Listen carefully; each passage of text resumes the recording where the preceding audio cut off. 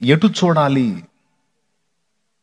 దేవుని మార్గంలో ప్రయాణం చేసి దేవుని చిత్తం నెరవేర్చేవాడు ఎటు చూడాలి, మన దృష్టి ఎటు ఉండాలి అనేది బైబిల్ గ్రంథంలో ఒక మాట ఉంది.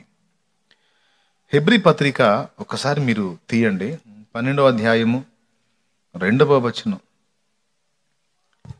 మనము కూడా ప్రతి భారమును సులువుగా చిక్కులు పాపమును విడిచిపెట్టి విశ్వాసమునకు కర్తయు దాన్ని కొనసాగించువాడని యేసు వైపు చూచుచు మన ఎదుట ఉంచబడిన పందెములో ఓపికతో పరిగెత్తుదుము. దేవునికి స్తోత్రం కలుగును గాక. ఆయన తన ఎదుట ఉంచబడిన ఆనందము కొరకై అవమానమును నిర్లక్ష్య పెట్టి సిలువను సహించి దేవుని సింహాసనం యొక్క కుడి పార్శ్వమున ఆసీనుడై ఉన్నాడు. మీరు అలసట పడకయు మీ ప్రాణములు విసుకకయు ఉండునట్లు పాపాత్ములు తనకు వ్యతిరేకముగా చేసిన తిరస్కారమంతయు ఓర్చుకొనిన ఆయనను తలంచుకొనుడి. ప్రియులారా, ఇక్కడ మనం చదువుకున్న ఈ మాటలో యేసుక్రీస్తు ప్రభు విషయంలో మనం గుర్తించాల్సినటువంటి 3 సంగతులు ప్రస్తావించాడు. మొట్టమొదటిది, అసలు మన విశ్వాసానికి కర్త ఎవరో చెప్పాడు. మనం ఎవరి వైపు చూడాలో చెప్పాడు. ఆయన ఎంత చేశాడో చెప్పాడు. ఈ 3 సంగతులు ఈ గ్రంథం రాసినటువంటి లేక ఈ ఉత్తరం రాసినటువంటి భక్తుడు పలికాడు. మొట్టమొదటి సంగతిని మనం ఆలోచిద్దాం. ఈరోజు మనందరం యేసు ప్రభునందు విశ్వాసం ఉంచాం. నేను యేసు ప్రభుని నమ్ముకున్నానండి, నేను యేసు ప్రభునందు విశ్వాసం ఉంచానండి, నేను యేసు ప్రభు భక్తుడినండి, భక్తురాలనండి అని మనం చెప్పుకుంటున్నాం. అసలు యేసు ప్రభునందు విశ్వాసం ఉంచుట అనేది మనకు ఎలా సాధ్యమైంది? అది మనంతటా మనకు కలిగిందా? దానిలో దేవుని జోక్యం ఏదైనా ఉందా అన్న ప్రశ్న మనం వేసుకుంటే, మనలో దేవుని పట్ల కలిగిన ఈ విశ్వాసానికి ఒక కర్త ఉన్నాడట, ఒక కారకుడు. ఆయన పేరు ప్రభువైన యేసుక్రీస్తు. మనలో విశ్వాసాన్ని పుట్టించిన వాడు ఆయనేనట, మొలకెత్తించిన వాడు ఆయనే. మన విశ్వాసానికి కర్త, కారకుడు ఆయనట. అంటే ఆయన జోక్యం వల్లనే నీలో ఈ విశ్వాసం అనే విత్తనం మొలకెత్తడం ప్రారంభమైంది. ఒకవేళ ఆయన జోక్యం చేసుకోకపోతే నీలో ఈ విశ్వాసం అనే విత్తనం మొలకెత్తడం సాధ్యమయ్యేది కాదు. సో వినుట వలన విశ్వాసము కలుగును, వినుట క్రీస్తును గూర్చిన మాట వలన కలుగును అన్నాడు కదా. మళ్ళీ చెప్తాను, వినుట వలన విశ్వాసం కలిగిద్ది. అయితే ఏమి వినటం వల్ల విశ్వాసం కలిగిద్ది అంటే ఏది పడితే అది వింటే కాదట. క్రీస్తును గూర్చిన మాట వినుట ద్వారా మనలో విశ్వాసం అనేది మొలకెత్తిద్దట. ప్రియులారా, మనందరం ఈరోజు విశ్వాసులమై ఆయనను వెంబడిస్తున్నాం, విశ్వాసంలో నిలిచి ఉన్నాము అంటే దానికి కర్త యేసు. ఆయన జోక్యం వల్లనే నువ్వు విశ్వాసిగా ఉన్నావు, విశ్వాసంలో నిలిచి ఉన్నావు. లేకపోతే సాధ్యం కాదు. ఈరోజు యేసు ప్రభు నిజదేవత్వం, ఆయన ప్రేమ, త్యాగం, ఆయన ఇచ్చే రక్షణ, ఇవన్నీ నువ్వు గుర్తించగలిగావు. లోకంలో నీకంటే తెలివితేటలు కలిగినోళ్ళు, చదువుకున్నోళ్ళు, జ్ఞానవంతులు చాలామంది ఉన్నారు. కానీ వింతైన సంగతి చెప్పనా, మంచి చదువుకున్న జ్ఞానవంతులై ఉండి కూడా వాళ్ళు దేవుణ్ణి ఎరగలేదు. నాకు తెలిసినటువంటి ఓ సహోదరుడు మరో సహోదరుణ్ణి దేవుని సన్నిధికి తీసుకొస్తే ఆ సహోదరుడితో నేను పర్సనల్గా మాట్లాడాను. జీవితం, దాని పరిమితి, మరణానంతరం మనుష్య జీవితం ఏమవుతుంది, ఆ స్థితి నుంచి తప్పించుకోవడానికి మనుషుడు ఏం చేయాలి, దేవుడు ఏం చేశాడు అనే విషయాలన్నీ కొన్ని గంటలు ఆ వ్యక్తితో నేను మాట్లాడాను. మంచి చదువుకున్న వ్యక్తి, ఒక ప్రభుత్వోద్యోగి, ఒక ఉన్నతమైన జాబ్ చేసేటువంటి వ్యక్తి. అతను చేసే జాబ్ ప్రకారం చాలా చురుకైన మేధస్సు కలిగిన వాడై ఉండాలి. అంత తెలివి కలిగిన వ్యక్తి, అంత చురుకైన వ్యక్తి, చదువుకున్న వ్యక్తి, ఉద్యోగస్తుడు, 100 మందికి సమాధానం చెప్పగలిగినటువంటి వ్యక్తికి ప్రతిదీ లాజికల్గా నేను మాట్లాడి అన్ని అభివర్ణించి చెబితే నా ముందు తలకాయ ఊపి పక్కకు వెళ్ళి అవన్నీ మనం అంటే కష్టం బ్రదర్. జీవితం చిన్నది, ఉన్న జీవితం అనుభవించాలి. చచ్చాక మళ్ళీ రాదు కదా ఈ జీవితం, చచ్చాక రాదు కదా ఈ లైఫ్. ఉన్నంతలోనే తినాలి, తాగాలి, సంతోషించాలి, లైఫ్ను అనుభవించాలి.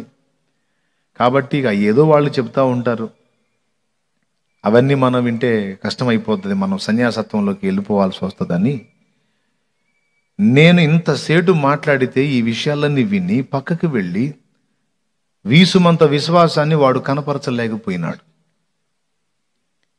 ఎందుకని అది సాధ్యం కాలేదు అంటే అసలు ఈ ప్రపంచమే వేరు. ఈరోజు మనం ఉన్న ప్రపంచం, మన బ్రతుకుతున్న ప్రపంచమే వేరు.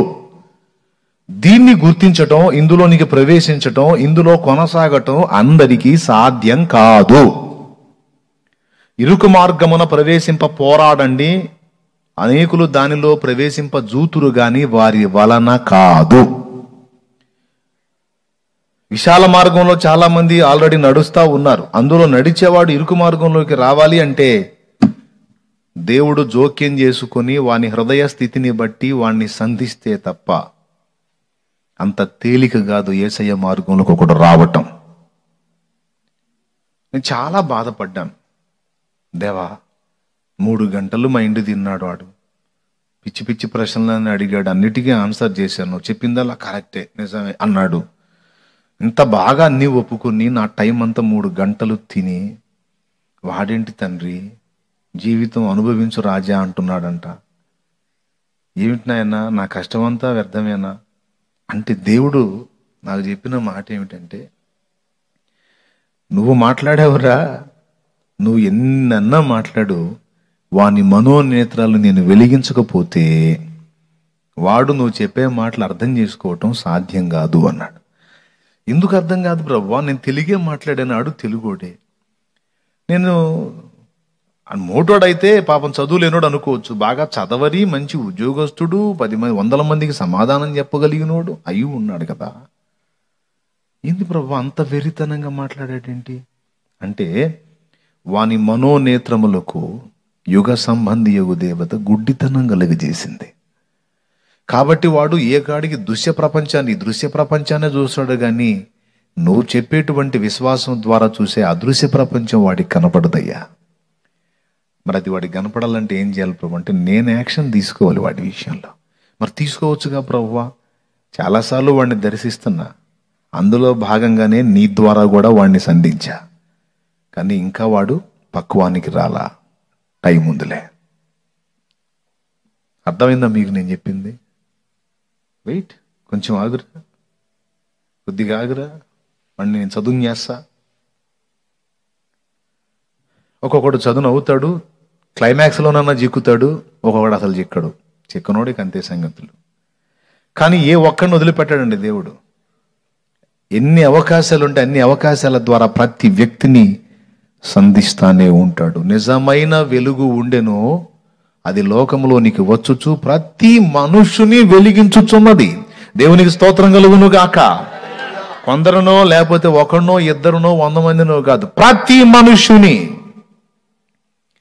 ఆ వెలుగు ప్రతి మనుషుని సంధిస్తుంది. ఆ వెలుగే క్రీస్తు.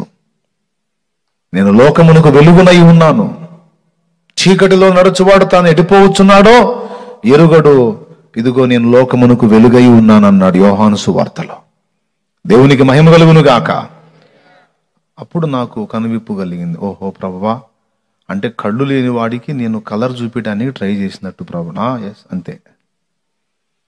కళ్ళు లేనివాడికి కలర్ చూపిస్తే ఏమైంది? Full joke. పెద్ద ఆయన చెప్పాడు, పిచ్చ కామెడీ, మీకు చాలాసార్లు చెప్పిన, కానీ ఈ సందర్భానికి పక్కా సూట్ అయ్యేది ఆ జోకే. దేవునికి స్తోత్రం. ఒక ఫుల్ గుడ్డోడు, ఒక హాఫ్ గుడ్డోడు, ఇద్దరు కళ్ళు కనపడినోళ్ళు, ఒకడికేం అసలు కనపడదు, ఒకడికేం సగమే కనపడింది. ఇద్దరు ఫ్రెండ్స్ అంట, మాట్లాడుకుంటూ ఉంటారు పిచ్చపాటు ఎప్పుడు. ఆ రోజు వాళ్ళిద్దరు కూర్చున్నారు, ఒకడికి అసలు కనపడదు, ఒకడికి సగం కనపడింది. ఆ రోజు వాళ్ళిద్దరు కూర్చొని మాట్లాడుకుంటే దూరంగా ఏదో ఏడుపు వినపడుతుందంట, ఏడుపు. ఈ అసలు కనపడినోడు సగం కనపడినోడిని అడిగాడు, ఏందా ఏడుపులేంది అన్నాడు. ఉండన్నపై చూసి వస్తానని వెళ్ళాడు. కాసేపటికి వచ్చాడు. ఆ అడుగుల సప్పుడిని అసలు కనపడినోడు అన్నాడు, ఏందిరా, ఏందా ఏడిపోయింది అన్నాడు. పిల్ల అంటలే అన్న, పిల్ల చచ్చిపోయింది అంటలే, అందుకని ఏడుస్తున్నారు వాళ్ళు అన్నాడు. ఆడు ఈ సగం కనపడేవాడు. ఈడు అన్నాడు, అసలు కనపడినోడు, పిల్ల చచ్చిపోవటం ఏందిరా, ఎందుకు చచ్చిపోయింది అన్నాడు. పాలు తాగుతా చచ్చిపోయింది అంటలే అన్న, పాలు తాగుతా చచ్చిపోయింది అంటే, పాలు తాగుతా చచ్చిపోవటం ఏందిరా అన్నాడు. అదే వాళ్ళు అనుకుంటుంది అదే, మరి పాలు తాగుతా చచ్చిపోయింది అన్నాడు. సరే కానీ అసలు పాలు ఎట్టుంటాయి రా అన్నాడు. పాలు ఎట్టుంటాయి అన్నాడు. అంటే పాలు ఎట్టుంటాయి అంటే అన్న, పాలు తెల్లగా ఉంటాయి అన్నా అన్నాడు. మళ్ళీ అసలు కనపడి ఉన్నాడు, తెల్లగంటే ఎట్టుంటుంది రా అన్నాడు. పాలు ఎట్టుంటాయి అంటేనేమో వీడు చెప్పాడు తెల్లగా ఉంటాయని, మళ్ళీ వాడు అడిగాడు తెల్లగంటే ఎట్టుంటుందిరా అని. అప్పుడు వీడు అన్నాడు, తెల్లగా అంటే గోడకేసే సున్నం ఉంటుంది కదన్నా, అట్టుంటాయి అని. సున్నం ఎట్టుంటుందిరా, సున్నం అంటే తెల్లగా ఉంటుందన్నా అన్నాడు. అదిరా తెల్లగంటే ఎట్టుంటుందిరా అన్నాడు. సున్నం అంటే చూపియాతి కాదు, ఎట చేయాలా అని పైకి చూశాడు. తెల్ల కొంగ ఒకటి పోతుంది. అనహా తెల్లగంటే కొంగలాగా ఉంటుంది అన్న అన్నాడు. ఈడు మళ్ళీ అడిగాడు, కొంగలాగంటే కొంగ ఎట్టుంటుందిరా అన్నాడు. అట్ట అడుగు చెబుతాను అని. ఇప్పుడు ఇక ఈడు ఇట్లా పెట్టాడు చెయ్యి, ఇట్లా పెట్టి, అన్న ఇదిగో చేతులు ఇటు, నీ చేతులు ఇదిగో, ఇది చూడు, ఇది కొంగ మెడ, ఇది ఇదని చూసావా, ఇది దాని ముక్కు, దాని ముఖం, ఇది ఇదని చూసావా, ఇది దాని పొట్ట, ఎట్టుంటుందన్న కొంగ అన్నాడు. ఈ అంత విని వాడన్నాడు, ఇంత లావుది కడుపులోకి పోతే పిల్ల జావకేం చేసిద్దిరా అన్నాడు. దేవునికి స్తోత్రం కలుగునుగా. ఆయన ఇంత లావుది మింగుతుంటే పిల్ల వాళ్ళు ఏం చూసేస్తున్నారు, వాళ్ళు ఎక్కడ ఉన్నారు అన్నాడు. వీడికి అర్థమైంది విషయం. అంటే ఇప్పుడు ఇన్ని కష్టాలు పడి కళ్ళు లేనోడికి కలర్ చూపించడానికి ట్రై చేశాడు. కళ్ళు లేనోడికి వస్తువులు మనం చెప్పగలుగుతాము. పుస్తకం అంటే ఎట్టుంటది, పెన్ అంటే ఎట్టుంటది, మైక్ అంటే ఎట్టుంటది, వైర్ అంటే ఎట్టుంటది అంటే తడివి చూసి ఆహా ఇదే వైరు ఓ అంటాడు. మైక్ అంటే ఆహా ఇదేదో ఇనుప గొట్టం లాగా ఉందిగా అంటాడు. అంతే. పుస్తకం అంటే ఆహా ఇదే ఏదో పేపర్ లాగా ఉంది, అదే అదే పుస్తకం, ఓకే అర్థం, స్పర్శ జ్ఞానంతో తెలుసు. కలర్ ఎట్ట తెలుసుకుంటాడు? కాబట్టి చివరకు వాడికి వీడు వర్ణించి చెబితే వాడు అంత పెద్ద వస్తువును ఊహించుకున్నాడు. అంటే అర్థం కాల. సో కళ్ళు లేని వాడికి కలర్ చూపించడం ఎలాంటిదంటే ఎలాగా ఉంటుందో హాస్యాస్పదంగా, అలాగే దేవుడు మనోనేత్రాలు వెలిగించని వాడికి సత్యం చెప్పి వాడిని విశ్వాసంలోకి నడిపించడం అలాంటిదే. నువ్వెంతన్నా చెప్పు, చివరికి వాడు ఫైనల్ ఏమంటాడు తెలుసా, ఇంతలోది ఆ పిల్ల ఎట్ట మింగిందిరా అంటాడు. కానీ ఈరోజు మనం అలా అనకుండా దేవునిలోకి వచ్చేసాము, ఆయన యందు విశ్వాసం ఉంచి ఆయన రెక్కల నీడలో హాయిగా ఉన్నాము అంటే దీనికి కారణం ఏంటో తెలుసా, యేసు. మనలో విశ్వాసము అనే బీజం ఏర్పడడానికి దానికి రూపకర్త యేసట. అది ఇక్కడ చెప్తున్నాడు. విశ్వాసమునకు కర్త, ఆధారము, నిర్మాణకుడు. మనలో విశ్వాసం అనే బీజాన్ని మొలిపించిన వాడే యేసట. విశ్వాసమునకు కర్త, రెండవది మనలో దాన్ని కొనసాగిస్తున్నవాడు ఆయనే. చాలాసార్లు నీ విశ్వాసం పరీక్షింపబడింది, శోధింపబడింది.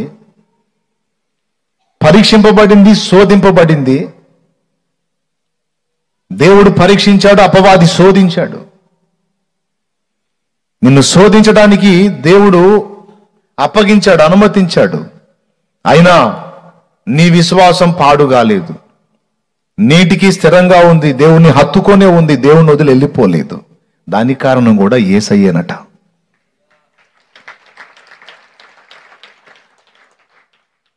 అట్లా అంటే లూకా సువార్త 22వ అధ్యాయంలో మనం చూస్తే, సీమోనా సాతాను మిమ్మును పట్టి గోధుమలను జల్లించుటకు కోరుకొనెను గాని నీ విశ్వాసము తప్పిపోకుండానట్లు నేను నీ కొరకు వేడుకుంటిని.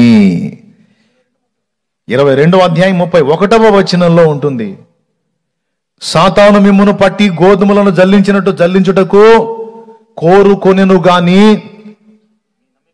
నీ నమ్మిక తప్పిపోకుంటున్నట్లు నేను నీ కొరకు వేడుకొంటిని. నీ మనసు తిరిగిన తరువాత నీ సహోదరులను స్థిరపరచుము అంటాడు. అంటే పేతురులో ఉన్న విశ్వాస్యత లేక విశ్వాసం లేక నమ్మిక అనేది పోగొట్టుకునేంత శోధన అపవాది పేతురుకు తీసుకొని వస్తుంటే యేసయ్య, ప్రభువా ఆ శోధన నా బిడ్డకు అనుమతించొద్దు అనలా. అది వచ్చినా నా బిడ్డ విశ్వాసం మాత్రం పోకుండా కాపాడు తండ్రి అన్నాడు తండ్రిని. అంటే పేతురులో విశ్వాసాన్ని స్థిరపరిచి బలపరిచి దృఢపరిచి అగ్ని పరీక్ష వచ్చినా తన విశ్వాసం కోల్పోకుండా కాపాడయ్యా అని వేడుకున్నాడు. ఆ ప్రార్థన ఫలమే పేతురుకు వచ్చిన జటిలమైన శోధన తట్టుకొని పేతురు నిలబడ్డాడట. వచ్చేసింది పేతురుకు కూడా. యూదా ఎలాగైతే 30 వెండి నాణ్యాలకి యేసయ్యను అమ్మాడో అదేవిధంగా అప్పటిదాకా కొన్ని గంటల ముందు వరకు యేసుతో ఉన్న పేతురు అసలు ఆ యేసు ఎవరో నాకు తెలియదని 3 సార్లు అబద్ధం ఆడాడు. యూదాకు వచ్చిన తరహాలోనే పేతురు కూడా వచ్చింది. కానీ పేతురు తిప్పుకున్నాడు, యూదా తిప్పుకోలేక ఊరేసుకున్నాడు. ఎందుకు అంటే చివరి క్షణం వరకు దేవుడు యేసయ్య యూదాకు అవకాశాలు ఇచ్చాడు మారు మనసు పొందడానికి. ఫస్ట్ నుంచి చెబుతానే వచ్చాడు, మీలో ఒకడు నన్ను అప్పగిస్తాడు, మీలో ఒకడు సాతాను, మీలో ఒకడు దురాత్మ పీడితుడిగా ఉన్నాడు, మీలో ఒకడు బలహీనుడు, మీలో ఒకడు నన్ను అప్పగిస్తాడని చెబుతున్నాడు. ఈ మాట ప్రభు వాడుతున్నప్పుడు యోధాకి క్లిక్ అవ్వాలి, ఇది నా గురించి అంటున్నాడు అని, ఆయనకి నేను మరుగైలేను అని వెళ్ళి ఆయన ముందు ఓపెన్ అయ్యి, ప్రభు ఆ దుర్మార్గుడిని నేనే, నన్ను క్షమించు, నీ దగ్గర రహస్యాలు దాగావు, నువ్వు నాతోనే మాట్లాడుతున్నావు, నాకు అర్థమైంది, నన్ను క్షమించు అని రియలైజ్ అవుతాడేమో, సరిచేయబడతాడేమో, దిద్దుకుంటాడేమో అని చాలా అవకాశాలు ఇచ్చాడు యేసయ్య. ఆఖరికి చివరి ప్రభు రాత్రి విందు భోజనం జరిగింది కదా, ఆ టైంలో కూడా పంక్తిలో కూర్చున్నప్పుడు ఈ పంక్తిలో కూర్చున్న వాళ్ళలో ఒకడు నన్ను అప్పగిస్తాడు అన్నాడు. కనీసం ఇప్పుడన్నా నా ముసుగు లాగేస్తున్నాడని గ్రహించలేదు. చివరికి అక్కడంతా తర్జన భర్జన జరిగి ఈ మాట మేము మళ్ళీ మళ్ళీ వింటున్నాం, ఎవడు ప్రభువా మాలో నిన్ను అప్పగించేది? ఎవరికి వారు మేమని గింజుకులాడారు. ప్రశాంతవదనుడు యేసుక్రీస్తును యూదా చూచాడు. నేనా ప్రభు నేనేనా అని గురువునడిగినాడు. నిర్వికారుడు నిర్మల హృదయుడు ఇస్కరియోతును చూచాడు. నీకే తెలియును యూదా నాకిక జరుగబోవు మర్యాద. ఆ చేసిన మోసం ఖరాఖండిగా ప్రభువు ఎరిగినాడు. అవమాన భారము మోయకవాడు వెళ్ళిపోయినాడు. దేవునికి స్తోత్రం. గింజుకున్నారు ఎవరు కాళ్ళు, నేనా ప్రభువా, నాలో అలాంటి మనసు ఉందా ప్రభువా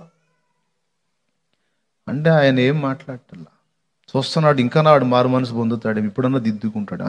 వాళ్ళ మార్పు రాలా. అప్పుడు ఇంకొక మలుపు తిప్పాడు. ఇదిగో యేసయ్య రొమ్మున అనుకున్న శిష్యుడు అంటే యోహాను వచ్చి, ప్రభువా అతడెవడు అని అడిగాడు. అడిగితే చెప్తా యోహాను, ఈ ముక్క ముంచి నేను ఎవనికి ఇత్తునో అతడే అన్నాడు.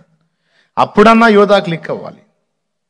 అమ్మ ఇంత దాకా వచ్చిందిరా బాబు, ఇప్పుడు ఖచ్చితంగా ఆ ముక్క నా దగ్గరికే వచ్చింది, నాకే ఇస్తాడు, క్యాచ్ అయిపోతానని అప్పుడన్నా అతడు రావాలని యేసయ్య ఎదురు చూశాడు.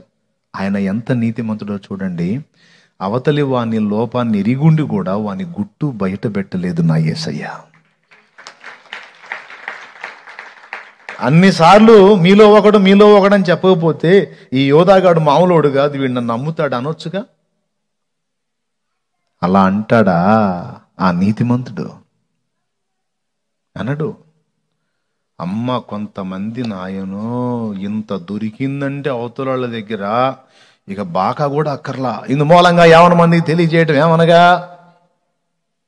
ఓరి నాయన బౌ బౌ బౌ అంటారన్నమాట. నా యేసయ్య నీతిమంతుడు. చివరి క్షణం వరకు కూడా యోధాను బయట పెట్టలా. ఆడు బుద్ధి తెచ్చుకుంటాడు, దిద్దుకుంటాడు, జాగ్రత్త పడతాడని అతని రహస్యాన్ని విప్పకుండా అలాగా రహస్యంగా ఉంచి చివరిలో కూడా ఈ మొక్క నేను ఎవరికి ఇస్తానో అతడే అన్నాడు. అప్పుడన్నా వాడు పశ్చాత్తాపడి మారు మనసు పొందుతాడని ఆఖరి అవకాశం కూడా ఇచ్చాడు. కానీ వాడు దిద్దుకోలా. ఒకవేళ అప్పుడు పశ్చాత్తాపడి ఉన్నట్లయితే యూదా ఆ రాత్రి గెత్సెమనే తోటలో యూదా కోసం కూడా తండ్రిని వేడుకునేవాడు. Praise the lord. ఇక నేను విజ్ఞాపన చేయబోతున్నాను. ఇక అది ఫైనల్. ఎవరి పక్షంగా నేను అడుగుతాను, ఇక వాళ్ళు నిలబడతారు. ఎవరిని పక్షంగా అడగను, ఇక వాడు అవుట్. ఓకే.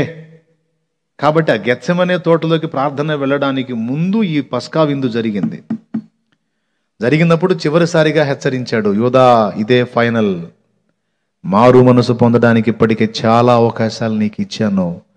నువ్వు దిద్దుకుంటే సరే సరే, లేకపోతే ఇక అపవాదికి దాసుడు అయిపోతావు, నాశనపుత్రుడు అయి నశిస్తావు అనే చివరి అవకాశం ఇస్తే వాడు హృదయపూర్వకంగా యేసయ్యను తిరస్కరించాడు. అంటే యేసయ్య ఛాన్సులు ఇచ్చినా హృదయపూర్వకంగా తెలిసి యేసయ్యను అమ్మ చూశాడు, తిరస్కరించాడు. కాబట్టి ఆ ముక్క వానికి ఇచ్చేసి, ఓ నువ్వు చేయాలనుకున్నది త్వరగా చెయ్యి అన్నాడు. ఇక వాడు ఆ ముక్క పుచ్చుకొని వెళ్ళిపోయాడు. Praise the lord. ఆ నైటు యోహాను సువార్త 17లో మీరు చూడొచ్చు, నీవు నాకు ఇచ్చిన వారందరినీ కాపాడుకుంటుని, నాశనపుత్రుడు తప్ప ఎవ్వడు నశించలేదన్నాడు. 12 నీవు నాకు ఇస్తే ఒక్కడు మిస్ అయ్యాడు, వాడు నాశనపుత్రుడు. వాడి చివరి అవకాశం వరకు ఇచ్చాను, వాడు మిస్ చేసుకున్నాడు. ఇక మిగిలిన ఈ 11 నిలిచారు. వారిని విశ్వాసము కోల్పోకుండా కాపాడు తండ్రి. వారి కొరకు ఇదిగో నేను వేడుకుంటున్నాను. వాళ్ళు ఐక్యంగా ఉండాలి, మనం ఉన్నట్టు వాళ్ళు ఎలా ఉండాలి అలా ఉండాలి. వారి ద్వారా వచ్చేవాళ్ళు కూడా ఐక్యంగా ఉండాలి అని ఇవన్నీ అడిగి, ఆ అడిగే విజ్ఞాపనలో అంతకు ముందు అడిగాడు, ఫైనల్లో కూడా అడిగాడు. Praise the lord. హల్లెలూయా. చూసారా? చూడండి, యోహాను సువార్త 17:12. నేను వారి యొద్ద ఉండగా నీవు నాకు అనుగ్రహించిన వారిని నీ నామమందు కాపాడి తిని, నేను వారిని భద్రపరిచితిని గనుక లేఖనము నెరవేరునట్లు నాశనపుత్రుడు తప్ప వారిలో మరి ఎవడును నశింపలేదు. అదిగో, నాశనపుత్రుడు తప్ప మరెవ్వడును నశించలేదు. దేవునికి స్తోత్రం.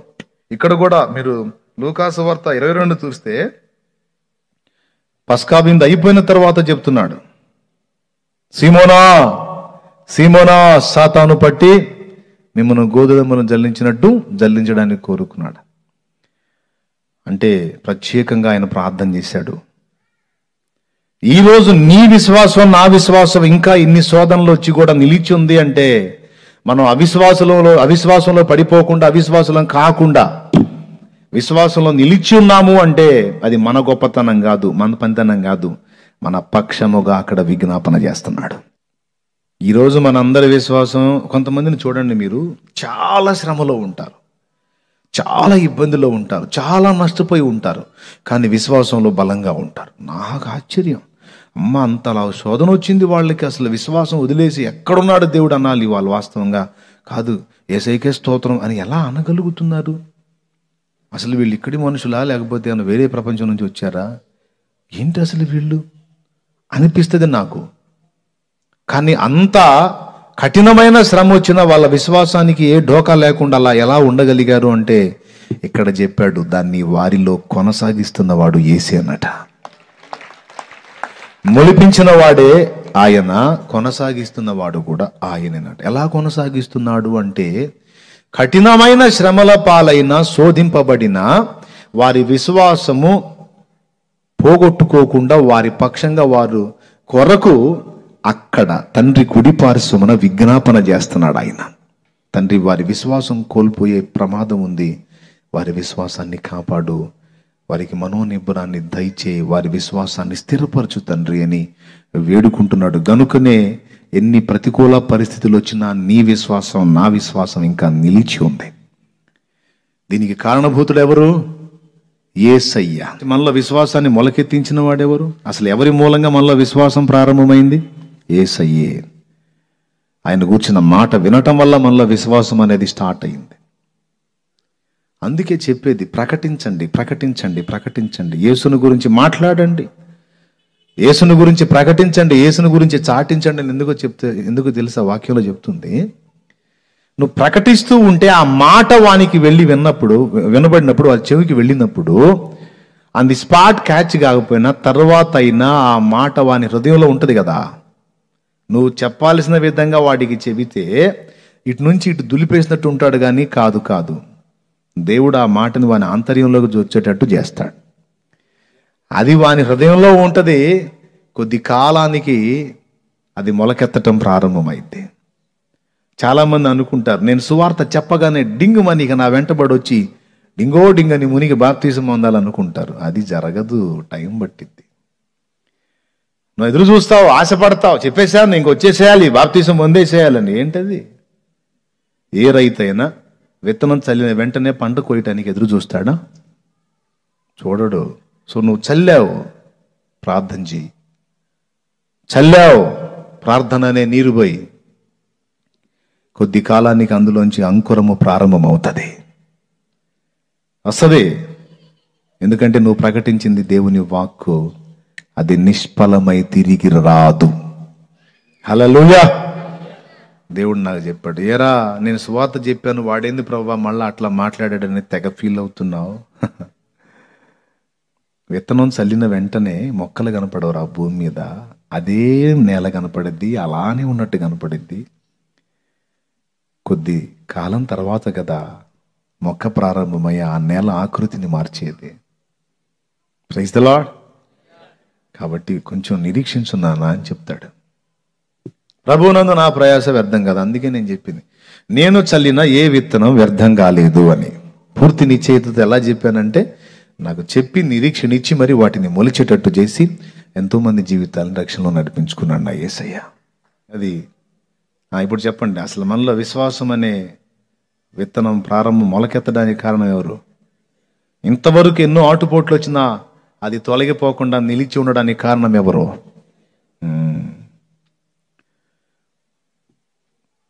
ఆ కారకుణ్ణి మనం నిదానించి చూడాలి అని చెబుతున్నాడు.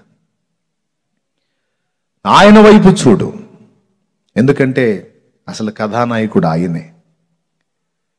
అర్థమైందా? అసలు కథానాయకుడు ఆయనే. నువ్వు చూడదగ్గవాడు, నువ్వు అనుసరించదగ్గవాడు, నువ్వు అపేక్షించదగ్గవాడు, కోరదగినవాడు, ఎన్నదగినవాడు, అతి కాంక్షణీయుడు ఆయన.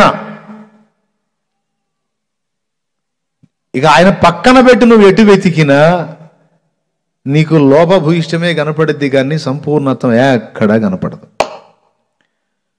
చాలామంది భక్తులు ఇక్కడే తప్పటడుగులు వేశారు. యేసు వైపు చూచి యేసులో గుర్తించాల్సినటువంటి పరిపూర్ణత్వాన్ని మనుషుల్లో వెతికారు. అర్థమైందా? మనుషుల్లో వెతికితే ఖచ్చితంగా ఈ ఆదాము సంబంధిత దేహములో ఉన్నటువంటి మనుషునికి ఎన్ని జాగ్రత్తలు తీసుకున్నా ఎక్కడో చోట వంకర కనపడతానే ఉంటుంది. అవునా కాదా? అంటే దీన్ని అర్థం ఏంటంటే, ఇప్పుడు నేను ఉన్నానండి, నన్ను మీరందరూ ఫాలో అవుతున్నారు. నేను మీకు ఏం నేర్పుతున్నానంటే, అన్ని కోణాలలో సరిపోయిన వాడు అని నన్ను వెతక్కండి. ఎక్కడో చోట నాలో కూడా మీకు లోపం కనపడ్డనాడు భంగపడతారు, అభ్యంతరపడతారు. దేవునికి మహిమ. పాపం మొన్న ఒక తమ్ముడు వచ్చి చెబుతున్నాడు, పని కట్టుకుని వచ్చి చెబుతున్నాడు, అన్నా నువ్వు తెల్లగా వేసుకున్నా, నువ్వు కలర్ చొక్కాలు వేసుకోవా కన్నా అంటున్నాడు.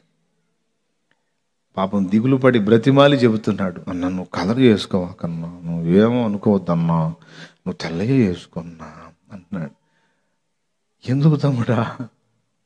కలర్ కూడా వేసుకోవాలి కదా తమ్ముడా, లేకపోతే తెల్లవి వేసుకునేవాడు పరిశుద్ధుడు, కలర్ వేసుకునేవాడు పాపాత్ముడని భక్తుల్ని కూడా తృణీకరించే అవకాశం ఉంటుంది. కానీ ఏమోలేన్న వాళ్ళ సంగతి మనకు అనవసరం, నువ్వైతే తెల్లవి వేసుకో అంటున్నాడు. ఇప్పుడు తమ్ముడు చెప్పినట్టు ఇప్పుడు మనకి ప్లేస్ కావాలి. స్థలం వెతకడానికి వెళ్ళి వైట్ అండ్ వైట్ వేసుకొని వెళ్ళి ఈ గడ్డం, ఈ జుట్టు, ఈ అవతారం, ఈ వైట్ అండ్ వైట్ చూస్తే పాస్టర్ కదా వద్దురే, మనం అమ్మొద్దురయ్యా, పొరపాటున అమ్మామంటే ఖచ్చితంగా చర్చి కడతాడు, చుట్టూ ఇక అంతా అయిపోయింది, వద్దు అని ఈ గెటప్ కనపడగానే వాడు ఇచ్చేది కూడా కూడా. అందుకని నేను చెప్పాను, తమ్ముడు రెండు మెయింటైన్ చేయాలి తమ్ముడు. పోలీసు వాళ్ళు చూడు, అచ్చంగా డ్యూటీ, అది యూనిఫామ్ వేసుకొని డ్యూటీ చేసే వాళ్ళు ఉంటారు, ఐడి పార్టీ వాళ్ళు కూడా ఉంటారు, ఇంటెలిజెన్స్ వర్గాల్లో ఉంటారు, వాళ్ళకి యూనిఫామ్ ఉండదు, మామూలుగానే ప్రజల్లో ఉంటారు. అయితే మనం ఇప్పుడు రెండు చేయాల్సి ఉంది నాయన, అచ్చంగా ఒకటే మెయింటైన్ చేయాలంటే ఇప్పుడున్న పరిస్థితుల్లో కొంచెం కష్టము అని చెప్పాను. ఇన్ని విని కూడా ఏమన్నా కానీ నువ్వు మాత్రం తెల్లయ్యా అంతగా చెప్పి పాపం వెళ్ళాడు కదా. ఒకవేళ నేను మళ్ళా కలర్ డ్రెస్లో కనపడ్డాను అనుకో, అతను అభ్యంతర పడతాడా పడడా? మీరు చెప్పండి. అభ్యంతర పడతాడా పడడా? ఓకే, అదే తమ్ముడు చెప్పినట్టు అలాగే వైట్ అండ్ వైటే మెయింటైన్ చేశాను అనుకో, ఆ ఏసయ్యేమో కానీ శాలేమన్నా అంటాడు. అవునా? నా పాయింట్ ఏంటంటే భక్తుని వైపు చూడాల్సిందేలే కానీ యేసు యొక్క పరిపూర్ణత నీకు భక్తుల్లో కనపడదు. ఇది గుర్తించాల్సినటువంటి విషయం. ఎంత గొప్ప భక్తునికి కూడా ఎక్కడో చోట ఏదో ఒక విషయంలో నీకు లోపం కనబడొచ్చు, కనబడకపోతుండొచ్చు. ఒకవేళ నీకు లోపం కనబడనంత మాత్రాన ఆయన ఇంట బయట రహస్య జీవితంలో అన్ని సందర్భాల్లో అన్ని వేళలా కంప్లీట్గా యేసయ్యలాగా ఉన్నాడు అని చెప్పజాలము.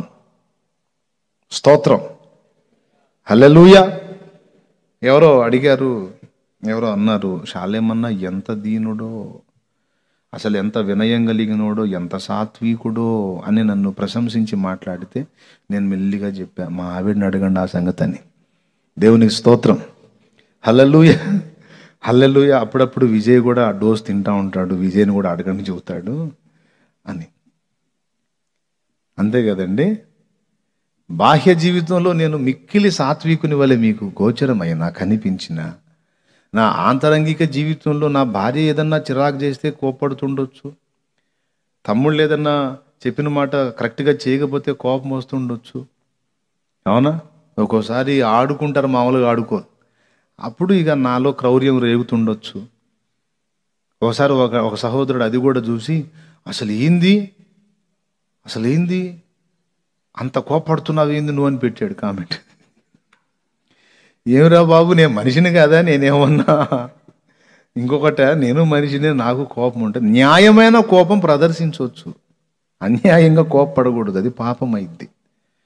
అసలు కోపమే పడకూడదు, ఎవడు ఏదన్నా చేయని. నాయనలారా, అమ్మలారా, అయ్యలారా అన్నాను అనుకో, ఇక ఎట్లా ఉంటుంది అంటే అట్లుంటుంది. రౌతు సరిగా గద్దించేవాడు కాకుండా మెత్తటోడైతే 4 కాళ్ళ మీద నడవాల్సిన గుర్రం 3 కాళ్ళ మీద వెళ్ళిద్దండి. అంటే ఒక కాళ్ళు పైకి లేపి యాక్షన్ చేస్తుంటుంది అనమాట. కొరడా తీసుకుని ఒకటి ధరిచాడు అనుకో, 4 కాళ్ళు దించి పరిగెత్తింది. అట్లాగా గద్దించే ఏజ్ వచ్చిన బిడ్డల్ని గద్దిస్తాను, ఇంకా వయస్సుకు రాని బిడ్డల్ని ప్రేమించి మందలిస్తాను. కోపం వచ్చినా కూడా చిన్న వయసు అనుకో, ఆత్మీయతలో కోపం వచ్చి కూడా, తమ్ముడు అట్లా కాదు నాన్న, అదే ఆత్మీయతలో ఎదిగినోడు చేశాడు అనుకో, ఏయ్ అంటాను. అవసరమైతే ఒక దెబ్బ కొట్టి బుద్ధి చెప్పే హక్కు కూడా ఉంది దైవజనుడికి. హల్లెలూయా, హల్లెలూయా. సాల్మన్ అన్నని విన్సెంట్ అన్న అలా చెంప మీద కొట్టాడని అన్న సాక్ష్యం చెప్పలా, నాకు చెప్పాడే. కార్పెట్లు బండి మీద వేసుకొని జాగ్రత్తగా తీసుకొని రా అంటే 4 ఇస్తే 3 తీసుకొచ్చి ఒకటి పోగొట్టాడంట దారిలో. సాల్మన్ 4 కదా నేను ఇచ్చింది, నువ్వు 3 తెచ్చిన ఒకటి అంటే, అన్నది ఏదో దారిలో పోయినట్టుందన్న, కొత్తది కొందాంలే అన్నాడంట. ఆ మాట కంప్లీట్ కాకముందే పెళ్ళు అని పడింది. అది నా డైలాగ్ అన్నాడంట. నీ డైలాగ్ నువ్వే చెప్తావు, నా డైలాగ్ కూడా నువ్వే చెప్తావా ఏందన్నట్టు చూశాడు ఈయన. అప్పుడు చెప్పాడు ఆయన, కార్పెట్ ఒకటి పోయింది కదా అంటే, అరే అన్నా పోయిందన్నా, అయ్యో రే నేను చూసుకోలేదన్నా, సారీ అన్నా అని నువ్వు అంటే, పోన్లే సాల్మన్ ఇంకోటి కొనుక్కుందామా నేను అనాలి. అరే నువ్వే పోగొడతావు, ఇంకోటి కొందాములే నువ్వే అంటావు. ఏం దేవుని పని అంటే మజాకా? ఇక మౌనం అయిపోయాడు. సారీ అన్న, సారీ అన్న. సాయంత్రం తీసుకెళ్ళి బిర్యానీ పెట్టించాడు. బిర్యానీ పెట్టించి, సాల్మన్ నువ్వు ఎంతో సన్నిహితుడు అంటేనే నిన్ను అట్లా చేసిన, నువ్వు ఇంకొకటేమనుకోకండి లేనా. అప్పుడు లేచి అన్న చేపట్టుకున్నా, మీరు నన్ను ఒక దెబ్బ కాదు 10 దెబ్బలు కొట్టండి, ఎన్నన్నా కొట్టండి అన్న, మీరు నాకు తండ్రి తర్వాత తండ్రి. ఎందుకంటే నా మేలు కోరుతారన్నా, మీరు గద్దించి నా కోపగించిన నా చెంప దెబ్బ కొట్టిన కక్షతో చేయరన్నా, నన్ను ప్రేమించి నా క్షేమాన్ని కోరి చేస్తారన్నా, ఎప్పుడు మీకు విధేయుడిని అన్నాను ఆయన చెప్పిన. అంత వినయం కలిగిన మనస్సు దేవుడు అతని హృదయంలో ఉంచాడు గనుకనే నేను ఆయన పాదాల దగ్గర కూర్చొని వాక్యం వినేటట్టు దేవుడు చేశాడు. హల్లెలూయా, హల్లెలూయా. ఇప్పుడు నేను మీకు గొప్ప, నాకు ఆ భక్తుడు గొప్ప. మళ్ళీ మీ కంటికి దిశాయించకపోవచ్చు, ఎందుకంటే ఆయన సంఘం ఒక 200-300 మందే ఉంటారు. 200-300 సంఘం వేగా శాలేమన్నా అమ్మో.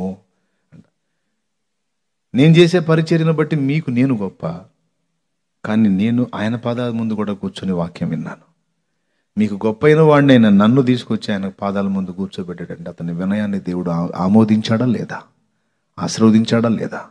స్తోత్రం చెప్పు గట్టిగా, హల్లెలూయా. సో ఎంత గొప్ప భక్తుని దగ్గర కూడా ఏదో ఒక లోపం నీకు కనబడకపోయినా ఉండి ఉండవచ్చు. పౌలన్నంతటి వాడే చెప్పాడు, నాయందు నాకే దోషమో కానరాదు, నన్ను విమర్శించువాడు ప్రభువే. నాయందు నాకే దోషం కనపడదు, అంత పర్ఫెక్ట్గా ఉన్నాను నేను. ఆయనను నన్ను విమర్శించుకొని నాకు నేను మార్కులు వేసుకోవాల్సింది నేను కాదు, ఆయన. అదే పౌలు మహనీయుడు రోమాపత్రిక 7:18 అన్నాడు, నాయందు అనగా నా శరీరమందు మంచిది ఏది నివసింపదని నేను ఎరుగుదును, మేలు చేయవలెనన్న కోరిక నాకు కలుగుతుంది కానీ అలాగూ చేయుట కలుగుట లేదు. అయ్యో ఇట్టి మరణమునకు లోనగు శరీరము నుండి నన్ను ఎవడు విడిపించును అని ఆయనే వాపోయాడు. తర్వాత ఇటుప్రక్క పేరాలో మనం చూస్తే, అయితే ఆత్మ యొక్క నియమము పాప మరణ నియమముల నుండి నన్ను విడిపించెను, నాకు ఈ జయమిచ్చిన దేవునికి స్తోత్రం అని జయధ్వని చేశాడు. ప్రైజ్ ది లార్డ్, గట్టిగా చెప్పాలి. కాబట్టి ఎవరి వైపు చూడాలి అంటే ప్రప్రథమముగా యేసు వైపే చూడాలి. ఇక ఏ మనుషుని వైపు నువ్వు పూర్తిగా డిపెండ్ అయ్యి ఇక యేసును పక్కన పెట్టి ఏ మనుషుని చూసినా తేడా పడతావు. అర్థమైందా? ఎందుకంటే మనుషుడు మనుషుడే, దేవుడు దేవుడే. గనుక మన అందరి దృష్టి ఎటు ఉండాలి? ఆయన వైపే ఉండాలి. చాలామందిని నేను గుర్తించాను, మనుషుల వైపు చూసి వాళ్ళల్లో కొద్ది గొప్ప లోపాలు కనిపించినప్పుడు గాయపడిపోయి వీళ్ళు ఇలా ఉండకూడదు కదా, వీళ్ళు ఇలా ఉండకూడదు కదా, వాళ్ళే అలా ఉంటే నేను ఇలా ఉంటే ఏమైంది అని బలహీనపడ్డోళ్ళని కూడా నేను చూశాను నేను. అది రైట్ కాదు, అది రైట్ కాదు. యేసుక్రీస్తుని గురించి చెప్పేవాడు యేసుక్రీస్తు ప్రభు అంత పరిపూర్ణుడుగా ఉండాలని నువ్వు ఆశించడంలో తప్పు లేదు, కానీ ఆ పరిపూర్ణత అతనిలో కనిపించవచ్చు, కొంత లోపాలు కూడా కనిపించవచ్చు. ఎందుకంటే అతడు కూడా ఆదాము రక్తము పంచుకు పుట్టినవాడే. అయితే అతను నన్ను చూడండి, నా యందు విశ్వాసం ఉంచి నన్ను అనుసరించండి, నన్ను వెంబడించండి, నేను అన్లా, అయ్యా నేను ఒక మట్టి పురుగుని మీ వంటి వాడను, నేను ఈతని వైపు చూసి రక్షణ పొందాను, ఆయనను చూసి నడుస్తున్నాను, దీవించబడ్డాను, ఆయనలాగా ఉండటానికి ప్రయత్నం చేస్తున్నాను, మీరు కూడా ప్రయత్నం చేయండి, నాకంటే మీరు కూడా ఇంకా మెరిట్గా ఉండొచ్చు అని దైవజనుడు చెబుతున్నాడు తప్ప నా వైపు చూడండి నేనే మీకు దేవుడిని అని చెప్పట్లా. ఈ పాయింట్ మిస్ అయ్యారు చాలామంది. మిస్ అయ్యి మనుషుల వైపు తమ దృష్టిని మరల్చి వారిలో లోపములు కనుగొని తమ ఆత్మీయ జీవితాన్ని పాడు చేసుకుంటున్నారు. ఇది తప్పు. మనం ఏ వైపు చూడాలి? యేసయ్య వైపు చూడాలి. నువ్వు ఆశించే పరిపూర్ణత ఎక్కడ దొరుకుతుంది? ఇక మనుషుల్లో అది వెతకరాదు. ఇలాగ నువ్వు మనసులో ఫీడ్ చేసుకున్నావు అనుకో ఆలోచనని, రేపు నువ్వు అభిమానించి ఫాలో అయ్యే వ్యక్తుల్లో ఏమన్నా లోపాలు కనపడ్డా నీకు అభ్యంతరం ఉండదు. ఎందుకంటే ఆయన కూడా మనుషుడే కదా. అప్పుడు నీ నోటి ఈ డైలాగ్ రాదు, అసలు ఆయన అట్లా చేయొచ్చా, అలాగనొచ్చా, అలాగుండొచ్చా, అలా చేయొచ్చా అనవు. నువ్వు ఏమంటావు అంటే ఆయన సైతం మనుషుడు కాదా, ఆయన బలహీనుడైన మానవుడే కదా, పాపం నీతిగా ఉండడానికి ప్రయత్నించాడు, ఉండమని మనకు బోధించాడు, శోధించబడ్డాడు, బలహీనపడ్డాడు, అంతే. మనుషుడే ఆయన కూడా. మనం దృష్టించాల్సింది ఆయన వైపు కాదే, దేవుని వైపు, యేసయ్య వైపు. అతడు ఏ లోపము లేనివాడు. Praise the lord. ఎవరు? అది ధవళవన్నుడు రత్నవన్నుండు నా ప్రియుడు. ఈ పాట ఎవరిని బట్టి పాడాలి మనం? అంతేగాని ధవళవన్నుడు రత్నవన్నుండు మా పాస్టరు అనొచ్చా? ధవళవన్నుడు రత్నవన్నుండు మా అన్న అనొచ్చా? అస్సలు ఛాన్సే లేదు. అన్న లేదు, దున్న లేదు. అన్నకి అంత అతి చేయకూడదు. మరెవరికి? నీ ప్రియుడు, నువ్వు అనుసరించదగినవాడు, నీకు పరిపూర్ణమైన మాదిరి, నీ ప్రాణప్రియుడు, నా ప్రాణప్రియుడు యేసయ్యా. Praise the lord. మీ పాస్టర్ బలహీనుడు అని ఎవడన్నా ఉంటే అన్నాడు అనుకో, ఏడిచావు, అతనితో మాకెందుకు, అతనేగా మీకు బోధించేది. అవునండి, బోధ చేస్తున్నాడు, అతను కూడా బతకడానికి ట్రై చేస్తున్నాడు, నిలవగలిగాడు, నిలవలేకపోయాడు, మేము అతని వైపు చూడవే. మేము చూచేది యేసు వైపు. ఈయన ఎలా ఉంటే ఆయన ఎలా ఉన్నాడు, ఓరి వీరుడు, ఆయన ఎలాగుండేది ఏందిరా, ఆయన ఎలాగుండేది ఏంటి తెలీదా? తెలీదే. ధవళవన్నుడు రత్నవన్నుండు నా ప్రియుడు. ధవళవన్నుడు రత్నవన్నుండు నా ప్రియుడు. అవని 10,000 అతి శ్రేష్ఠుడా తండు. అవని 10,000 అతి శ్రేష్ఠుడా తండు. ఎవరు ఆయన కిలలో సమరూప పురుషుండు.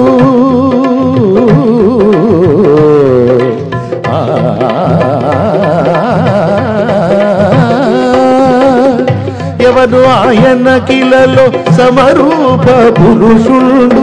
అవలీలగానతని గుర్తింపగలనమ్మ. అవలీలగానతని గుర్తింపగలనయ్య. ఎంతో ఎంతో సుందరుడమ్మ తాను. నేనెంతో మురిసిపోయాను. ఎంతో సుందరుడమ్మ తాను.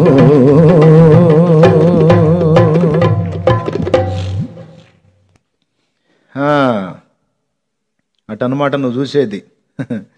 మరి ఇంకెటూ చూడను, ఏ నరుడికి వెళ్ళి చూడను. సంపూర్ణుడు, పరిపూర్ణుడు, పాలతో కడిగిన నయనాలు కలవాడు. పాలతో కడిగిన నయనాలు కలవాడు.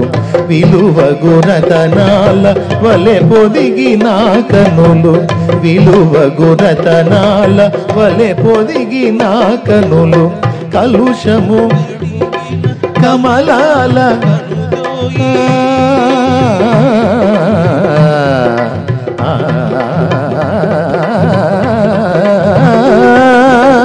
కలుషము కడిగిన కమలాల కనుదోయి. విలువైన చూపొసగే వరమేరి తనయుండు. విలువైన చూపొసగే వరమేరి తనయుండు. ఎంతో ఎంతో సుందరుడమ్మ తాను. నేనెంతో మురిసిపోయాను. ఎంతో సుందరుడమ్మ తాను.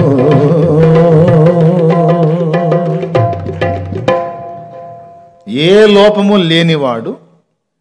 ఆహార్యంలోనే కాదు, ఆయన దృష్టిలో కూడా లోపం లేదు. కొంతమంది మనుషులు రకరకాల చూపులు చూస్తుంటారు. ఏమండి, ఏదన్నా ఇంత తేడా కనపడితే అసహ్యపు చూపు చూస్తారు. అవునా? కొంచెం బాగా అభివృద్ధి చెందితే అసూయతో కూడిన చూపు చూస్తారు. అవునా? చూడరా?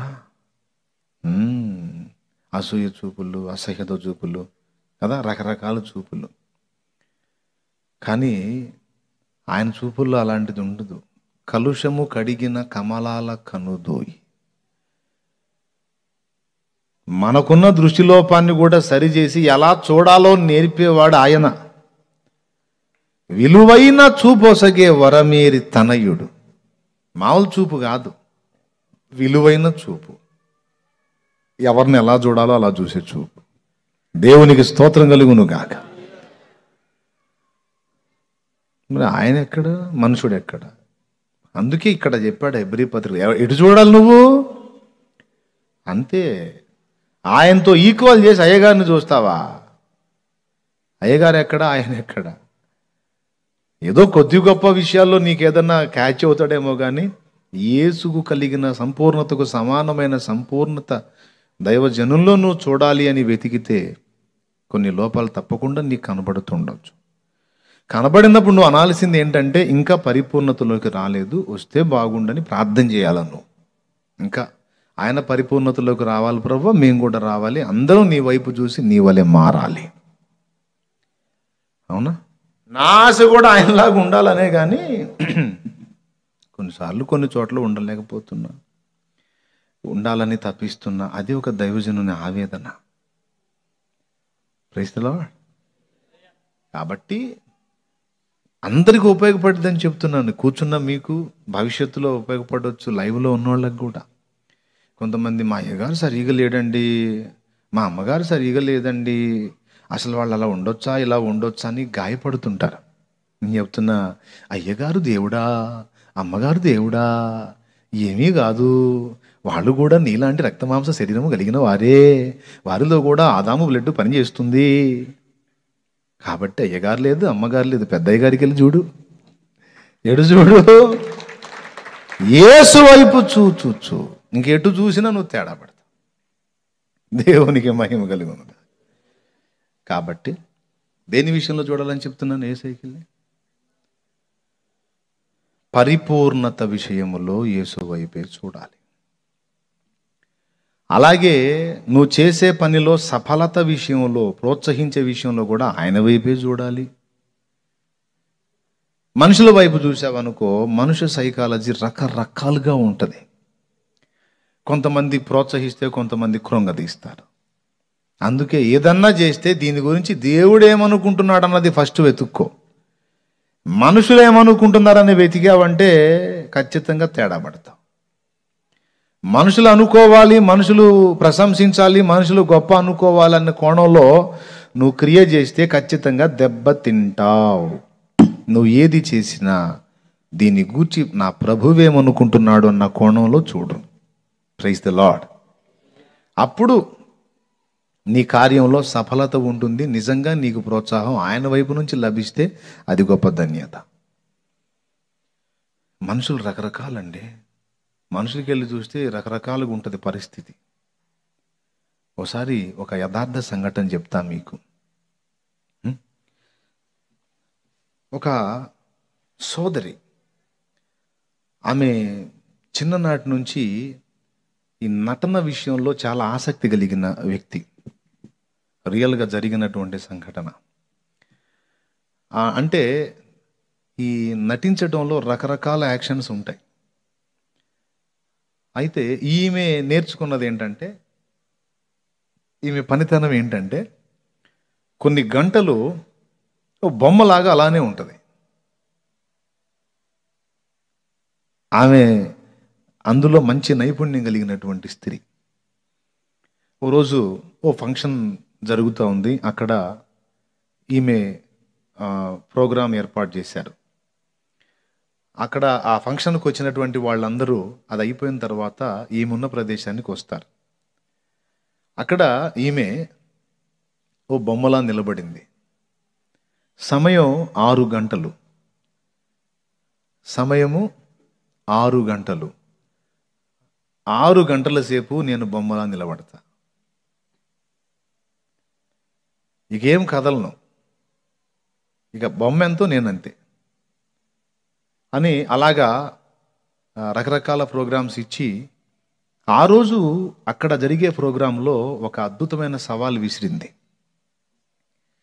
ఒక టేబుల్ అక్కడ వేసి, రెండు పక్కల 2 టేబుల్ వేసి, ఒక టేబుల్ మీద మారణాయుధాలు పెట్టారు, ఒక టేబుల్ మీద మరికొన్ని వస్తువులు పెట్టారు.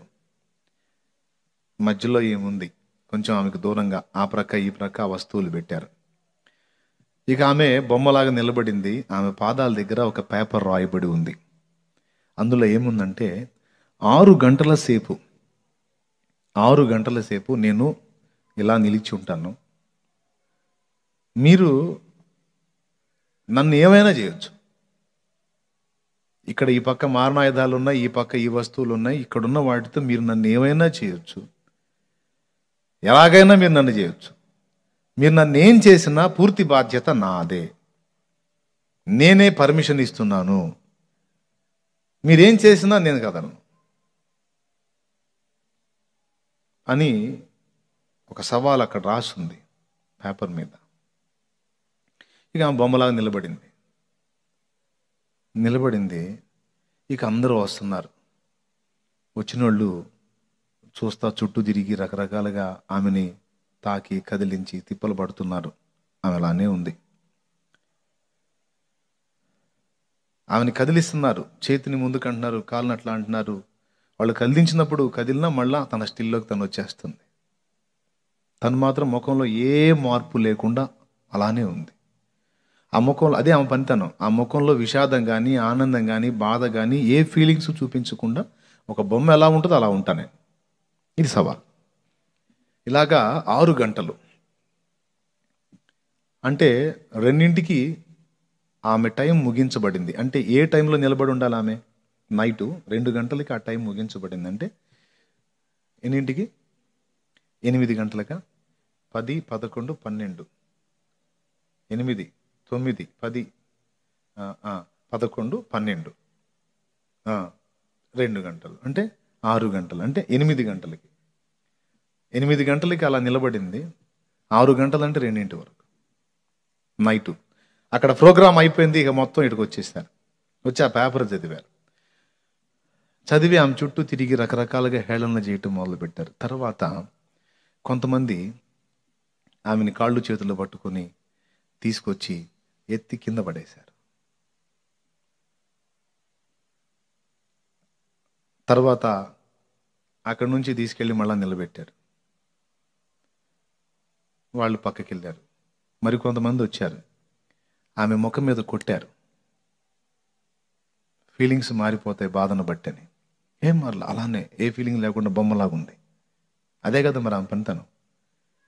కొట్టారు, బాగా అరచేతులతో పెట్టా కొట్టారు, జుట్టు పట్టుకొని లాగటం, రకరకాలుగా చేశారు. కొంతమంది గులాబీ కొమ్మలు ఉంటాయి కదా, గులాబీ పూలు కొమ్మలు, ఆ కొమ్మలకి ముళ్ళు ఉంటాయి కదా, ఆ ముళ్ళు తెచ్చి ఆమె గుచ్చారు ఆమె బాడీకి. ఏం లేదు, అలానే ఉంది. అక్కడ మారణాయుధాలు ఉన్నాయి, కత్తి, రివాల్వర్, బ్లేడ్లు అన్నీ ఉన్నాయి. గులాబీ ముళ్ళు గుచ్చినా ఆమె ఏమి స్పందించలేదు, అలానే ఉంది. తర్వాత ఒకడు బ్లేడ్ తీసుకొని ఆమె బాడీ మీద, ఆమె ముఖం మీద గీయటం మొదలుపెట్టాడు. ఏం స్పందించలేదు. తర్వాత మరొకరు వచ్చారు, ఆమె బట్టలు తీసేశాడు, అలానే ఉంది. తర్వాత మళ్ళా కట్టేశారు. తర్వాత ఇంకొకడు వచ్చాడు, మరొక మారణాయుధం తీసుకొని గాయాలు చేయటం మొదలుపెట్టడం బాడీ మీద. మరికొంతమంది మరికొన్ని పనులు చేశారు ఆమె బాడీ మీద. చివరికి ఒకడు రివాల్వర్ తీసుకొచ్చి ఆమె కణత దగ్గర పెట్టాడు. ఏం స్పందించలా, అలానే. ఇలాగా టార్చర్ చేసి 6 గంటలు అయిపోయింది. 6 గంటలు అయిపోయిన తర్వాత, ఆ టైం అయిపోయిన తర్వాత బెల్ మోగిన తర్వాత ఇక ఆమె పొజిషన్లోకి వచ్చేసింది, మామూలు పొజిషన్లోకి. వచ్చి ఆ మామూలు కండిషన్లోకి వచ్చినాక ఇక ఆమె తన్ను తాను చూసుకోలేదు. ఆమెను టార్చర్ చేసిన వాళ్ళందరి ముఖాలు చుట్టూ మొదలుపెట్టిందట. అందరి ముఖాలు పెట్టి ఆ ముఖాలకి వేసి చూస్తూ ఉంటే సిగ్గుతో తలదించుకుంటా ఉన్నారట. అప్పుడు ఆమెని ఆ ప్రోగ్రాం అయిపోయినాక పక్కకు తీసుకొచ్చి ఆమెను అడిగారు, నీకు ఆ 6 గంటలు ఏమనిపించింది, ఎలా అనిపించింది అని. అప్పుడు ఆమె చెప్పింది, నాకు ఇంత బాధేసింది, ఈ గాయం చేసినప్పుడు ఇంత బాధేసింది, ఇంత బాధేసింది, ఇంత బాధేసిందని ఏమీ చెప్పలేదట. నాకు వాళ్ళు చేసిన గాయాలు కాదు నాకు బాధించింది, ఈ 6 గంటలు మనుషులుగా కనబడుతున్న ఈ వ్యక్తులలో ఉన్న ఈ క్రౌర్యం, ఈ రాక్షసత్వం చూసి ఎంతో బాధేసింది అందట. సమాజంలో మంచి వ్యక్తులుగా కుటుంబ జీవనంలో పద్ధతిగా బ్రతుకుతున్న ఈ మనుషులలో ఈ రాక్షసత్వం అంటే, నేను మెత్తగా ఉండి నా జీవితాన్ని నా శరీరాన్ని అలాగే అప్పగించుకుంటే ఏమైనా ఎంత బాధైనా పెట్టడానికి ఇష్టపడే ఈ మనుషుల యొక్క రాక్షసత్వం చూసి నాకు మనుషుల మీదే అసహ్యం వేసింది, మనుషుల మనస్తత్వాల మీదే చేదరేసింది అని ఆమె దుఃఖపడిందట. అంటే ఒక పాఠం చెప్తుంది, నువ్వు ఒక బలహీన ఘటంగా, ఒక నిస్సహాయుడిగా చేతగానే తనతో నిలిచితే మనుషులు నిన్ను బాధ పెట్టే విషయంలో వాళ్ళ అవకాశాన్ని వాళ్ళు పోగొట్టుకోరు. ఎంతవరకు నీకు టార్చర్ చూపించాలో అంతా చూపిస్తారు. ఇది మనుష్య నైజం అనే పాఠం నేను సమాజానికి నేర్పుతున్నానండి. నేను చూసి ప్రాక్టికల్గా అనుభవించి చెప్తున్నాను. ఏమర్థమైంది మీకు?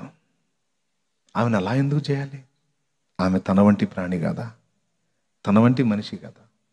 ఆ బ్లేడ్ కోత వాడి మీదకు వస్తే, ఆ విధంగా ఆ బట్టలు తీసేసిన వ్యక్తులకి తీసేస్తే, ఆ గులాబీ ముళ్ళు వాళ్ళకు గుచ్చితే, అంటే ఏమైపోయినా పోయేది ఎదుటి వ్యక్తే కదా, నలిగేది ఎదుటి ప్రాణమే కదా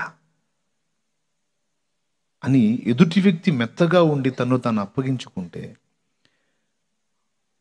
ఏమైనా చేస్తారు. మనుషుల్లో నిగూఢంగా దాగి ఉన్న రాక్షసత్వం మంది సైకాలజీ ఉంటుందండి. మనం బాధపడి అల్లాడుతుంటే అవతలుడు ఆనందపడుతుంటాడు. ఈ అమ్మాయి బాడీని గుచ్చుతూ ఆ అమ్మాయి అల్లాడిపోతూ నలిగిపోతుంటే పైశాచిక ఆనందం పొందారు. కొంతమంది చేతులతో గుచ్చరు కానీ మాటలతో గుచ్చుతారండి. లేనివి ఉన్నవి ప్రచారాలు చేసి ఒకరి జీవితాన్ని నలుగురిలో ఆరడిపరిచి, ఆమె సంగతి తెలుసా, ఆమె ఇలాంటిది, ఆ మంచిది కాదు, ఏమేదో పెద్ద అనకూడదు. నేను ఇక దేవునికి స్తోత్రం, హల్లెలూయా హల్లెలూయా, ఈయన మంచోడు కాదు, ఆమె మంచిది కాదు, ఆమెట్లా ఈమెట్లా అని వాళ్ళ మీద వీళ్ళ మీద తప్పుడు ప్రచారాలు చేస్తూ ఉంటారు. అయితే అయి ఉండొచ్చు అండి, చెడ్డ మనిషి అయి ఉండొచ్చు, నీకేం పని ఆ పనికి మళ్ళీ ప్రచారాలు చేయటానికి? దానివల్ల ఎవరికైనా లాభం చేకూరిద్దా? ఎదుటి ఆత్మల్ని పాడు చేసే వ్యక్తి అయితే హెచ్చరించు, జాగ్రత్త, ఆ వ్యక్తితో మీ ఆత్మీయ జీవితం పాడు చేస్తుంది, జాగ్రత్త, అతనితో మీ ఆత్మీయ జీవితం పాడు చేస్తాడో అని చెప్పు. ఎందుకంటే వాళ్ళ పర్సనల్ లైఫ్లో ఎత్తి వాళ్ళ గురించి వాళ్ళు నానా రకాలుగా ఇతరులు నవ్వుకుని నవ్వులు పాలయ్యేటట్టు ఎందుకు ప్రచారం చేయాలి? అవతల వాళ్ళని అవమానపరిచి వాళ్ళని రోడ్డుకి ఇచ్చి వాళ్ళ బ్రతుకుల్ని ఎండగడితే నీకు వచ్చే ఉపయోగం ఏంటి? దయ్యపానందం తప్ప. కానీ ఉన్నారు మనుషులు, లేరా ఉన్నారు ఇంతమంది. అమ్మాయిని గాయపరిచి ఆనందపడలా? అది పిశాచి ఆనందం కదా, పైశాచిక ఆనందం కదా అది. అంటే అవకాశం దొరికితే మనుషులు ఎంత దుర్మార్గంగా ప్రవర్తిస్తారో రుజువు చూపించింది అమ్మాయి. రియల్గా జరిగింది ఇది, నేను కహానీ కాదు. నేను మొన్న యూట్యూబ్లో చూశాను. అది ఏందా ఇది ఇట్లా ఉందని చూస్తే నాకు అర్థమై చాలా బాధపడ్డాను. అమ్మా, మనుషుల నైజం ఇంత భయంకరంగా ఉందా అని. నా ప్రియమైన దేవుని బిడ్డలారా,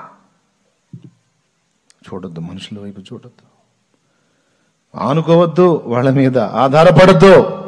గాయాల పాలవుతావు, చిత్రవద చేస్తారు. నువ్వు ఆయన వైపు చూడాలి, ఆయన వైపు చూడు. నిన్నుగా అర్థం చేసుకునే దమ్ము, ఆ లౌక్యం, ఆ నైజం కలిగిన వాడు యేసయ్య ఒక్కడే.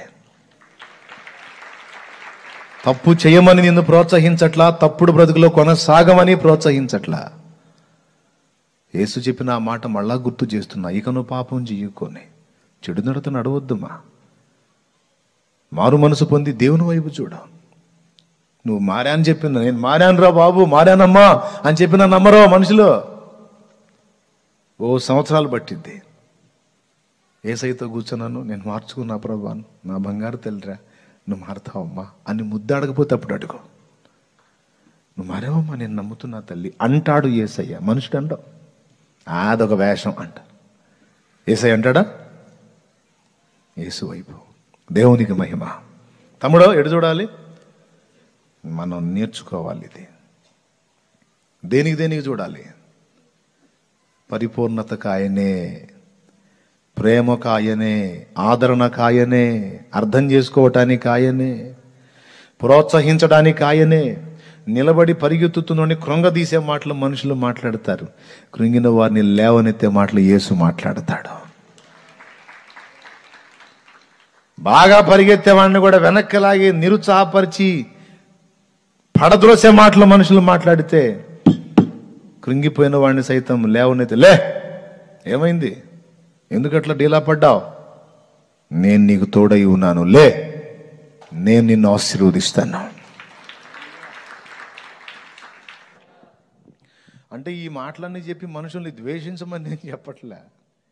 మనుషుల్ని అర్థం చేసుకోవడానికి ప్రయత్నం చేయండి, ఆధారపడటానికి ప్రయత్నం చేయకండి. అర్థం చేసుకుంటే వాళ్ళని రక్షించగలుగుతారు, ఆ మెంటాలిటీ నుండి వాళ్ళని బయటికి తేగలుగుతారు.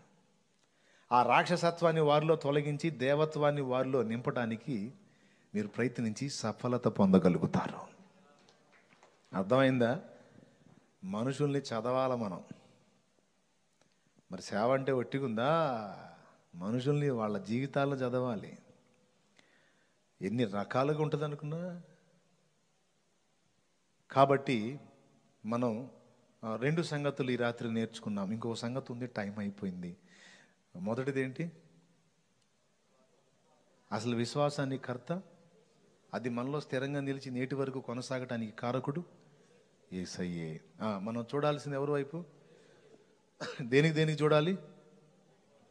మనం పరిపూర్ణులుగా ఉండటానికి ఎవరిని చూడాలి? అయ్యగారినా, అమ్మగారినా? అయ్యగారు మనిషి, అమ్మగారు మనిషి. వాళ్ళల్లో కూడా లోపాలు, లోటుపాట్లు దొరుకుతాయి. నీకు దమ్ము ఉంటే, నీకు చేతనైతే, నీకు నిజంగా, ఇంకా పెద్ద అనకూడదు నేను, ఉంటే, వాళ్ళు తేడా వీళ్ళు తేడా అంటాం కాదు, ఎలా బతకాలో యేసును చూసి నువ్వు బతికి చూపించు అంతే. పనికి మాలిన డైలాగులు వదలొద్దు. అర్థమైందా? నోరే కదా, ఏముంది 2 మాటలు వేసేద్దాం వాళ్ళ మీద వీళ్ళ మీద అనేసి వదిలేసేస్తావేమో. నో, అలా ఉండొచ్చా, ఇలా ఉండొచ్చా అని మాట్లాడే నువ్వు ఎలా ఉండాలో బతికి చూపించు. అప్పుడు వాళ్ళు కూడా మారు మనసు పొందుతారు. అంతేగాని మనం ఒక రకమైన జీవితం జీవిస్తే ఎదుటివాళ్ళని మనం మాట్లాడటానికి ఎప్పుడూ ప్రయత్నం చేయవద్దు. ముఖ్యంగా నన్ను ప్రేమించి ఫాలో అవుతున్నటువంటి సహోదరి సహోదరులు, నా ఆత్మీయ బిడ్డలందరికీ కూడా ప్రేమతో చెప్తున్నాను, అలాగెప్పుడు మనం చేయకూడదు. నీకు చేతనైతే బ్రతికి చూపించి నీ బ్రతుకు ద్వారా వాళ్ళతో మాట్లాడు. ఏమంటారు? నీ బ్రతుకు ద్వారా వాళ్ళతో క్రీస్తుని గురించి ప్రకటించు. అది నా తీర్మానం.